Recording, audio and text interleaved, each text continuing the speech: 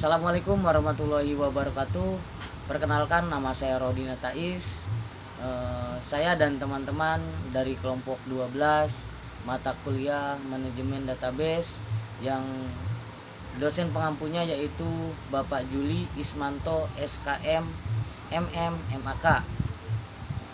Di sini kami akan mengidentifikasi jenis-jenis model data dan penerapannya pada PT Telkom Indonesia. Di sini saya akan menjelaskan pengertian model data. Model data adalah representasi konseptual dari struktur data dan hubungan antar data dalam sistem database. Model ini membantu pengembang dan analis memahami bagaimana data disimpan, diakses, dan dimanipulasi. Juga ada jenis-jenis model data dan penerapannya. Yang pertama, model data hierarkis. Data disusun dalam bentuk pohon, di mana satu data induk dapat memiliki beberapa data anak. Yang kedua, model data jaringan.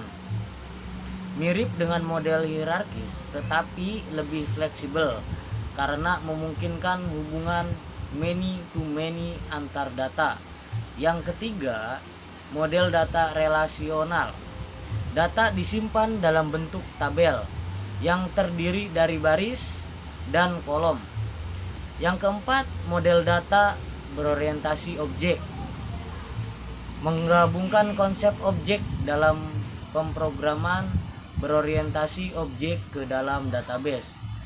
Data disimpan dalam bentuk objek yang berisi atribut dan metode atau fungsi. Yang kelima, model data berorientasi objek. Dalam data disusun dalam bentuk pohon, di mana satu data induk dapat memiliki beberapa data anak. Yang keenam, model data dokumen, yaitu data disimpan dalam format dokumen seperti JSON, BSON, atau XML tanpa skema tetap. Yang ketujuh, model data dokumen. Data disimpan dalam bentuk pasangan key atau value, mirip seperti kamus. Dan studi kasus yang kita ambil yaitu dari PT Telkom Indonesia. PT Telkom Indonesia merupakan perusahaan telekomunikasi terbesar di Indonesia yang menyediakan berbagai layanan seperti telepon tetap, internet, data, dan layanan digital. Model data yang digunakan pada beberapa sistem intinya, terutama Customer Management System, mengadopsi model data hierarkis karena struktur hubungan antar entitasnya bersifat bertingkat dengan konsisten. Perkenalkan, saya Tubagus Hidayatullah. Di sini saya akan membahas terkait permasalahan yang dihadapi. Pertama, di sini ada volume data pelanggan sangat besar dan terus meningkat setiap hari. Kedua, redundansi data antara cabang, wilayah, dan unit layanan. Ketiga, kesulitan dalam pelacakan hubungan data antar pelanggan, nomor layanan, dan tagihan. Keempat, kinerja sistem menurun saat melakukan pencarian data yang memiliki keterkaitan berlapis. Selanjutnya di sini ada model data yang diterapkan. Telkom Indonesia menerapkan model data hierarkis pada beberapa sistem intinya, terutama sistem yang berkaitan dengan manajemen pelanggan dan jaringan. 1. Data disusun seperti pohon atau tree structure. Kedua, satu entitas induk dapat memiliki beberapa entitas anak atau one to many. Ketiga, setiap anaknya hanya memiliki satu induk utama. Nah, di sini ada contoh struktur data di Telkom. Di paling atas ada pelanggan, di dalam pelanggan ada nomor layanan yang isinya yaitu paket internet, perangkat ONT, dan riwayat gangguan. Yang kedua ada tagihan. Di tagihan ini ada periode bulanan, di dalam periode bulanan ada status pembayaran dan riwayat pembayaran. Model ini memungkinkan Telkom melacak data pelanggan dari level tertinggi atau akun pelanggan hingga level terendah atau riwayat pembayaran atau gangguan layanan. Selanjutnya di sini ada penerapan sistem dalam operasional. Ada dua. Yang pertama ada Customer Relationship Management atau CRM. Pertama, di dalam CRM ini ada mengolah data pelanggan dan pendaftaran aktivasi hingga pemutusan layanan. Kedua, setiap pelanggan memiliki hierarki data terkait layanan aktif, tagihan, dan riwayat komplain. Yang kedua, ada integrate billing system atau IBS. Di dalam IBS ada mengolah data penagihan berdasarkan nomor pelanggan. Yang kedua, data disusun bertingkat dari pelanggan, ketagihan, terus ke period, dan yang terakhir status pembayaran. Yang ketiga, ada sistem ini mempermudah proses konsolidasi tagihan dan pelacakan tunggakan.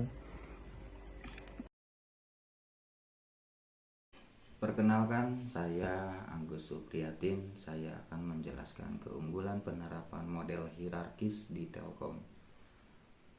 Aspek serta manfaat, ada beberapa poin yang menjadi keunggulan penerapan model hierarkis di Telkom. Seperti yang pertama, efisiensi data. Manfaatnya, data pelanggan tersusun secara rapi dan tidak redundan. Yang kedua, akses cepat. Sistem dapat menelusuri informasi pelanggan dengan cepat melalui jalur hierarki. Yang ketiga, integrasi mudah. Setiap cabang Telkom memiliki struktur database yang konsisten.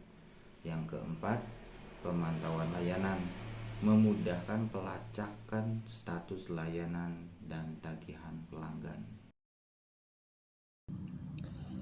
Keterbatasan dan tantangan. Yang pertama ada struktur kaku, sulit menyesuaikan bila terjadi perubahan relasi data. Kemudian hubungan kompleks, tidak cocok untuk hubungan many to many, misalkan pelanggan dengan banyak akun tambahan. Kemudian ada skalabilitas. Skalabilitas ini membutuhkan optimalisasi agar tetap efisien pada data berskala nasional.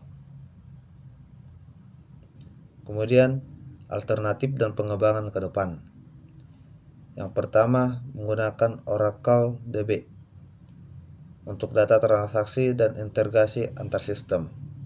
Kemudian MongoDB dan Elasticsearch untuk data tidak terstruktur dan aplikasi digital seperti Medley Home dan Telkomsel Digit Connect.